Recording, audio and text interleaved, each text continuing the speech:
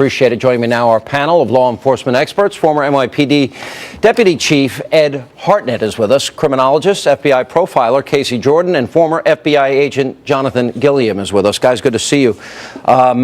What do you glean from this guy and his background, what you can tell at this point? There's obviously some disturbing aspects of his background. Now, obviously with the 2020 hindsight, he seemed to have anger issues. He seemed to have discipline problems in the military. He seemed to have work issues. I would have to look at that. Obviously, I would want to know if he was under any kind of medical care, if he was under any kind of medication. How did he get to the area? How long has he been in the area? I would have to backtrack all the ATM usage, credit card usage, tolls, everything that brought him from Texas to here. How far along do you think they are now? I'd say they're pretty far along. I think one thing I haven't heard about is there a car involved? How do you get to that base? If there's a car involved, obviously they want to sweep that car for explosives first, and then find out where that car has been. Check license plate readers, check video cameras, check everything this guy has done in the last several weeks that led him to today. And plus the fact that there's multiple shootouts means this guy was pretty committed to dying, as far as I'm concerned. And did he do You're not going to win that battle. Did he do a recon of this area? Let's talk a little bit about you study these guys. You're a profiler. Sure. A lot of people against profiling. All good law enforcement has to use profiling, don't they? Right. The answer is that it's all about criminal behavior systems and the way that you analyze them. I mean, people in law enforcement do this intuitively, but it's not as scientific. When you take the characteristics and put them in little boxes, and then you take what you know and look at the subject, in this particular case, I'm going to go for disgruntled employee that you brought up in the last block. I see a lot of traits that remind me of Christopher Dorner from earlier this year, and going back 10 years to John Mohammed. Yeah, I would go with that first. You can never, rule out terror, whatever connection he might have, whatever ideology he might have adopted. I think it's personal. But he was in the Navy. Right. This happened at the Navy base. Yep. It tells you're shaking your head, yeah. No, I absolutely agree. I thought very early on when they were saying the reports about the individuals in military camouflage uniforms and green drab. I mean, it is a Navy location, so most likely you're going to see people. But from a law enforcement perspective, you cannot, when a witness states something, regardless of what they state, you have to follow that up.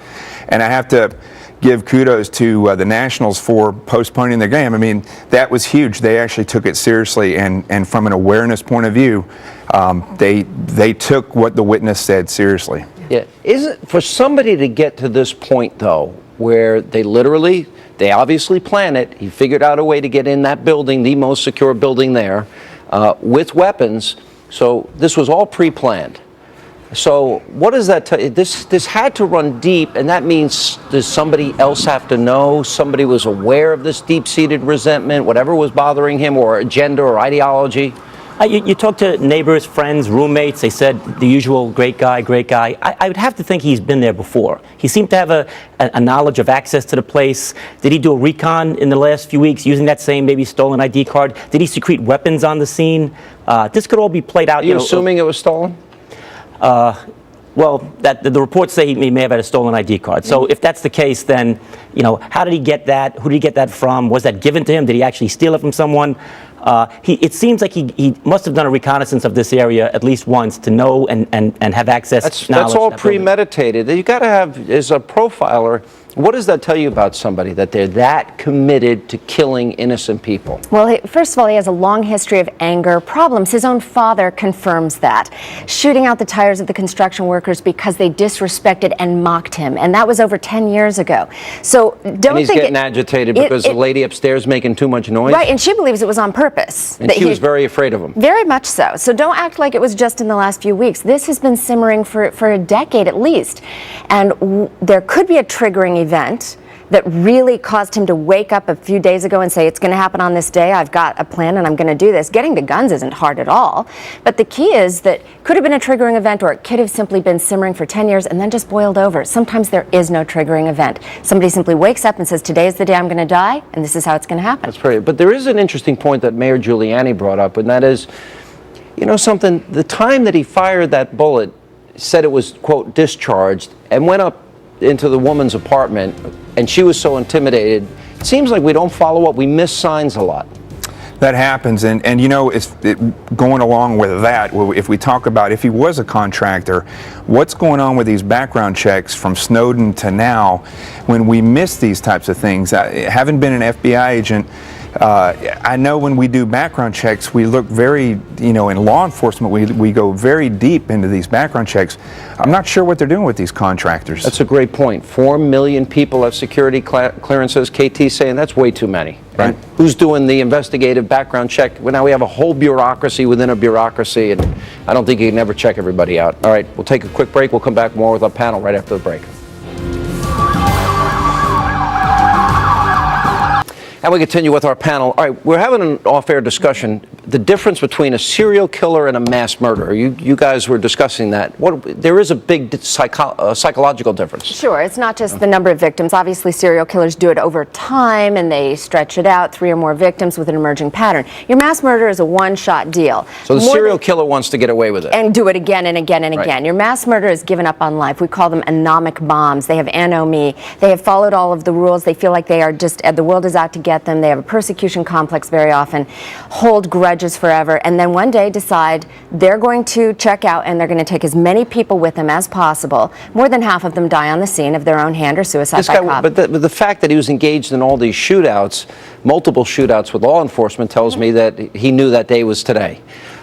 But what about the fact that he was able to go through all, it seems like, and we were all agreeing on this point, that he probably had his own clearance. We all agree on that? I'm betting we're going to... Probably. This is speculation. Right. You're probably, right? I would think, yes. Then how does he get a gun in this area? How do you get an AR-15 in there? I think that I'm not a weapons expert. I think those type of weapons can be disassembled into a backpack. Probably that the security doesn't look that closely at a backpack. Maybe he was recognized by people that saw him every day, and you know, he was kind of the nice guy with a cup of coffee, waved hello every morning. We won't know that yet. We won't know that yet. But I'm hoping he's a lone wolf. Yeah, you brought up a car earlier. There could have been a car. You know, one of the things about the mass murder versus serial killer, if you look at Hannah Anderson, who was just kidnapped, and then we had the shootout with the FBI. You know, that guy's a child predator. That is similar to a serial killer. Sure. They're predators. Yeah. But when a child predator, these types of individuals kind of go off the deep end because they get agitated, that's more along the lines of a mass murder. And they're not looking at life. They're just looking at revenge or whatever. There's one thing, though, that I guess is common, is that they don't have a conscience. They don't have an ability to have empathy for others, and they don't seem to care. There's a certain evil that has consumed them that they just are disconnected. But the mass murderer got ground down to that. He didn't start that way. He feels like life has just kicked him in the teeth so many times that he has no choice. That sounds like his justification, his rationale. In his mind, that is how he rationalizes it. We got to run. Good to see you all. Thank you. Thank you. Retta's next on the scene. We'll see you tomorrow night.